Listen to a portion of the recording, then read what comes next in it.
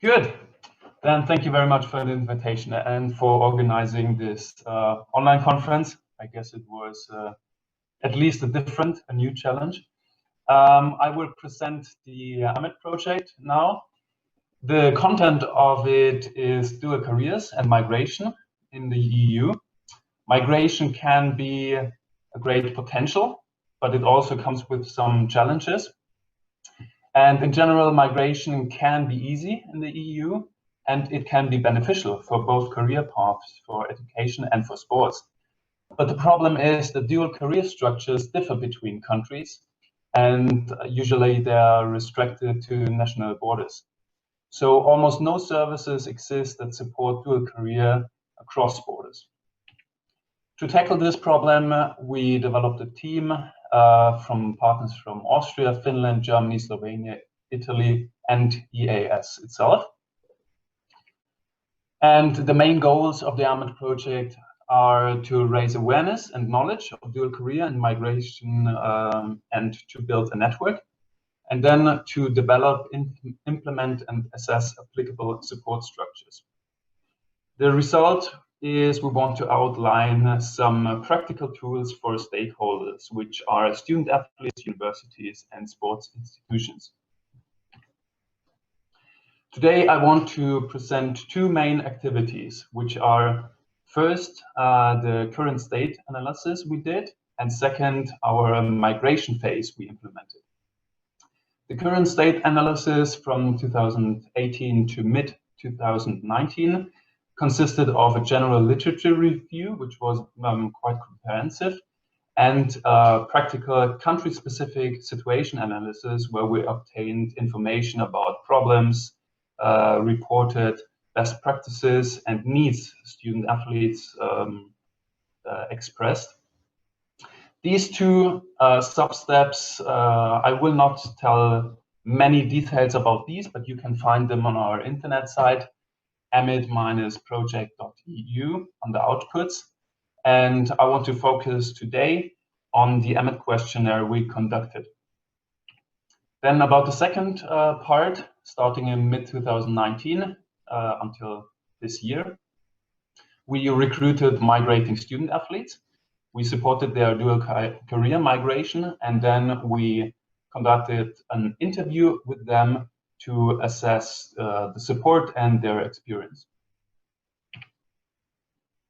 The methods for the questionnaire was we developed a questionnaire which used some information from a previously validated tool from 2016, which was specifically for dual careers. And this time we administered the questionnaire to 245 student athletes in Finland, Germany, Slovenia, Austria, and Italy. The tool itself consisted of 10 to 50 items. Depending on the responses, it was possible to skip some questions. And the questions were basically Likert scale from 1 to 5 responses, yes, no responses, closed responses, meaning you select a response from a certain selection, and open responses where you can insert your own text. The topics of the questionnaire covered the characteristics of the sports and the academic career. What is the current state? What were the practices they do? What is the level of both careers, and so on? The challenges the student athletes report, student services, support services they received and how effective they have been, and then their individual personal recommendations they can give us. The tool was validated at national levels, meaning in each of our partner universities, via a pilot phase where pilot student athletes filled the questionnaire and gave their feedback. Where required, we used the back translation method, and today I want to focus on the Kruskal-Wallis analysis we did with the data, besides some other analysis we did. So let's start with the results of the questionnaire. We see an evenly distributed sample between females and males, with a slight tendency towards females participants. A very high portion of the sample had already experience in migration, more than half of them, and 6% planned to do it. They already had a concrete plan and arrangements. So we said that these two subgroups who responded with yes, we did migrate, and yes, we have a plan already and arrangements, we can rely on this subsample for information about experiences and facing problems and so on. Overall, the age of the overall sample of the 245 student athletes was 23 years, and they committed around 17 hours per week to sport. So we decided to take the yes and plan responses for further statistical analysis on migration experiences. These made 140 student athletes with this experience. And we see that the reason why they migrated was mainly for both careers. And most of them, they migrated only once in their lifetime, 63%. And if they did, for a very long time, more than 12 months. Then one result about money, which is always important. In money, we found the only difference of gender. So whenever in all the variables we analyzed, the only effect, the only difference between genders we found in the ratio, how frequently financial support was received, and males received more frequently financial support compared with females. However, there was no difference in how helpful the support was if it was received. So for everyone, it was equally helpful, and it was quite helpful. 4.1 points out of 5 of the 5-point Likert scale. Half of the sample received financial support, and the most frequently stated sources have been the sports sector and others. And among others, more than the half was the family. And so this is interesting because this kind of indicates that the family is, let's say, maybe required even to implement such migration. And we wanted to know how important is this family support. So when digging a little bit deeper, we see that among these 33 student athletes who reported to receive financial support from the family, 3 reported that this was the only financial support they received, so no other sources. 13 reported it was more helpful than any other source, and 10 said it was comparable with one other source, which means it still makes 50% of the financial support they received. Only 1 reported it was less supported. And for 6 cases, we don't have a response. So in my opinion, this does indicate that the family support was not only frequently named, but it was also important. Then we found more differences in the study level and in types of sports. We saw that in terms of organizational support from the university, we see differences between bachelor, master, and PhD level, with bachelor receiving the most support. We saw the same trends in online support from academic and online supports from sports sector. And then we also see differences in terms of tutoring support. Individual sports receive more frequently tutoring support than team sports. And environmental sports receive more tutoring compared to non-environmental, but less financial support compared with non-environmental sports. So these are the things where that gives us some hints if we receive as a supporting service provider, for example, if we receive a student athlete and we see some characteristics of it, like the study level of the types of sport, we can use this information as an indicator where there may be deficits being already existent, and we can ask them, or to guess them for the future, where these could appear. Then I want to talk a little bit about the migration phase. The methods we used there was we recruited 5 participants per country from our 5 partner countries, which makes 25 in total, but we had 2 dropouts. All of them were aged between 18 and 30 years. They were enrolled in European universities, committed at least 10 hours sports training per week, and they did a migration within EU borders. They were recruited via our academic network and our associated partners. Each of the universities was associated with a practical partner from the sports sector or dual career service providers. And we reached out for sports federations and clubs, and we used a developed letter of support to get in touch with them, to inform them about the project and so on. Then when we had our participants, we collected first personal data, and depending on the specific needs, we selected appropriate support services. The student athletes implemented the migration period, where they were provided with support services. And at the end, immediately after the migration period, we conducted a semi-structured interview with each of them, where we used qualitative content analysis, which is basically to transcribe all interviews, to code the transcriptions, and to cluster the content into categories which are then analyzed. The content of the interviews covered the motivation, preparation, success, support, what was good or bad, and personal recommendations. And I will go into detail in the results for the question 2 to 5. The question 2 was, how did you prepare for the migration?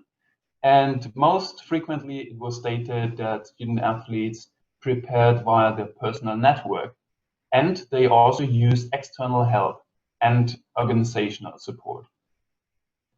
So we can say it is very important to provide some support via tutoring, via consultants, and so on, because these can all be part of a network, and these are external support to give information to the student athletes which they require.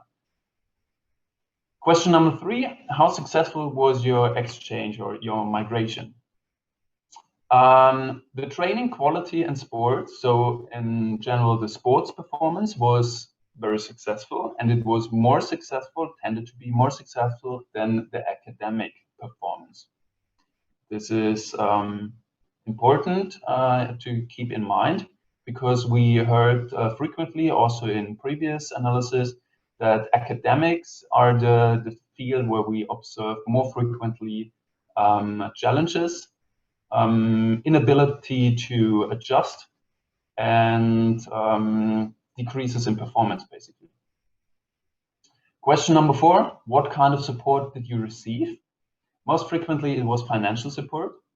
As stated already, it was indeed helpful, but then also organizational support was a big thing, and it is a really important thing to help student athletes.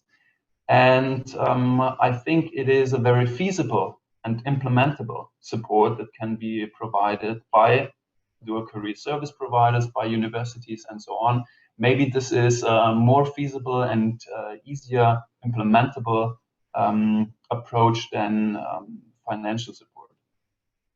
Interestingly, 13% reported to receive no or almost no support, despite being in the program.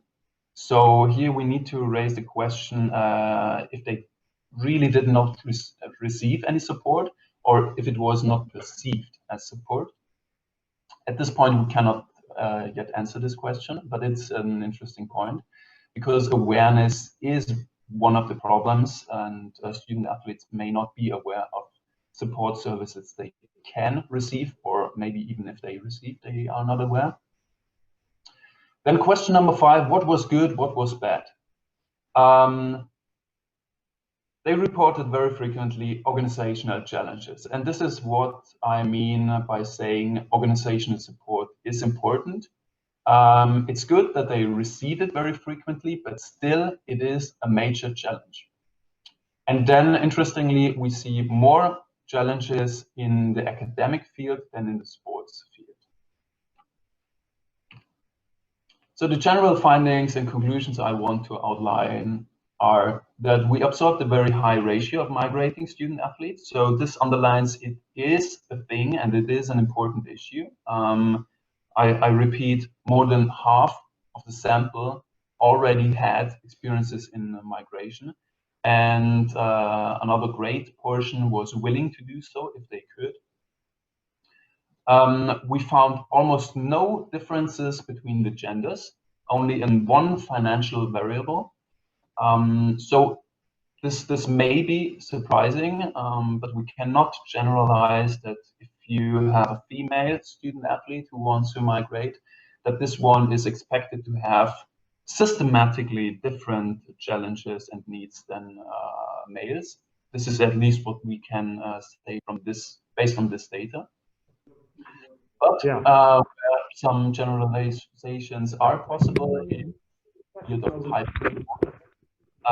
Individual and environmental sports show to have deficits in financial support, and team and non-environmental sports reported deficits in tutoring. So this is where we can address specific services to a target group based on their characteristics. And this could help a priori for service providers, for example. And if services were received, all services were helpful across the sample characteristics. Please pay special attention to the following 3 points I want to make last. Help from others was very helpful and important during especially the preparation phase. So this is something also time-wise to be considered where we can help student athletes. Organization was a major challenge, especially in academics. This shows to have effects then, because we observed increased difficulties and also reduced success or performance in academics more frequently than in sports. So maybe this is a field to be tackled. Then I want to thank you for the attention. This is where you can find us, reach us on the website. You can find more reports. At the end of the year, we will have all the reports for the project ready and uploaded. Again, on amid-project.eu, and you can also follow us on Twitter. So I hope everything was fine with the technological stuff. And then thank you very much. I'm pleased to answer all questions. Thank you, Philipp. You need to delete the sharing. Great presentation. And again, we would like to open the floor for questions. Please, who does have questions for Philipp? Astrid, I can see you on the screen. Please take the floor. Okay, great. Thank you for the interesting presentation on this project, Philipp. I was actually surprised to hear that there are 50% of the students that have responded to have migration experience. So maybe just for clarification, if you can say how you define migration, like is that crossing a European or a national border? And the second question that I have is with regard to the support that they received. Did I understand right that you provided specific support through the project, or was it more that you helped in activating already existing support in the respective countries? Okay, so the first part of the question,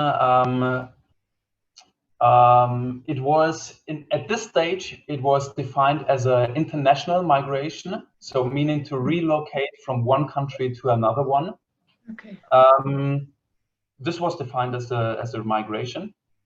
And then the second question, At the later stage, at the migration implementation phase of the project, we provided services on our own for these student athletes, but the services provided, they differed between our partner universities.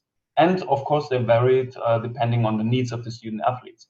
So what every partner university did was, after recruitment, to check what these student athletes could need, what could be helpful for them, and of course, considering what they can provide. So in each partner university, the services varied. Okay, thank you. Thank you. Wolfgang, you do have a question or a remark. Please take the floor. Thank you for the question, Astrid. That is very close to mine. So as a follow-up, Philip, what was the minimum duration of stay of athletes when you talk about relocation? Was that like a semester? Was that a training camp for a week? Was there a more precise definition of mobility? Yeah, there was no definition, but we collected the data. So it could be theoretically everything, even less than 1 week, meaning it could include a training camp abroad or something like this. But in fact, I can give you the numbers. Only 7% reported that it was less than 1 week, and it was comparable for less than, sorry, not 1 week, 1 month. And it was comparable for less than 3 months and less than 6 months. Then it was around 19% who migrated for less than 12 months, and then 56 for more than 12. So the majority was migrating for a long period, but it was possible that someone was also going for a short-term migration. Is that this data that you just referred to be found on the AMiD page already? This is the data from the first report, which is on the website. Yeah, you may have seen it. And this is not the migration characteristics where we implemented the migration and supported them, but what student athletes among the 245 already did. Thank you. Thank you too. Okay, thank you for the question, Wolfgang. Laura, you pointed out in a remark in the chat, but I will give you the floor as well to come back on that. Thank you. Indeed, sport migration is sport and academic migration, because Erasmus Plus exchange of university students is one of the most successful European program. So the phenomenon is huge. The combination of the two it's also very big, but the thing is that there is little that has been little support from the European Union, but now with very nice opportunities from Eve and Agatha. So we have to heavily on this side. On the other thing is projects are very important to collect data, because once you publish data, you can provide some common ground for the development, also at the practitioner level. And an SLR, systematic literature, which is in press now. I just gave you some references which had been developed within the AMiD program. Really define this phenomenon, but mainly athletes going abroad and in the United States, than with the European Union. So we should really take the opportunity to support and to recognize the phenomenon. And second, to support. the migration of athletes. Because most of them really migrate for both reasons, as Philip Leslie showed. So it is a very important aspect to be further developed. Thank you, Laura, for your remarks. Just the last question before we hand over to the Donia project. Philip, the COVID-19 pandemic is limiting travel activities, and we don't look for data. Actually, I presume, how is it affecting these kind of migration? But do you have a personal opinion on that, and how to deal with the challenges raised by that situation right now? Yes, so the one thing is that with respect to the project activities and the analysis, we completed all the migration and the data collection before the outbreak. So this part was not affected by it. Then so also the things we can say based on data has nothing to do with the pandemic, and we cannot conclude anything for the pandemic based on our data. About the procedure and activities in our project, subsequent steps have been affected in a way that we couldn't hold some meetings, some working steps were slowed down, and so on. But we will manage to finalize the project in time according to the schedule. So no big decisive influences here. So we have been lucky in this regard. Obviously, migration in general was affected by the outbreak, and probably will be in the future. But this clearly depends on the restrictions and the political actions, and I think it's not possible to predict what these will be like. And clearly, if there are travel restrictions, it will be a little bit harder to migrate, even within the EU. Yeah. Wolfgang, you want to add something? Herbert, sorry. Herbert, not Wolfgang.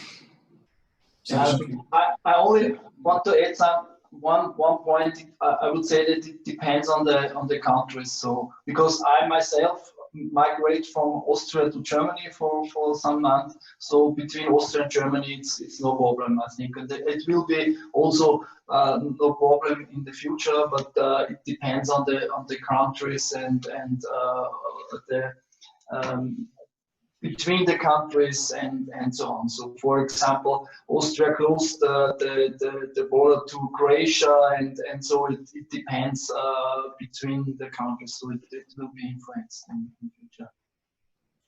Okay, thank you for that.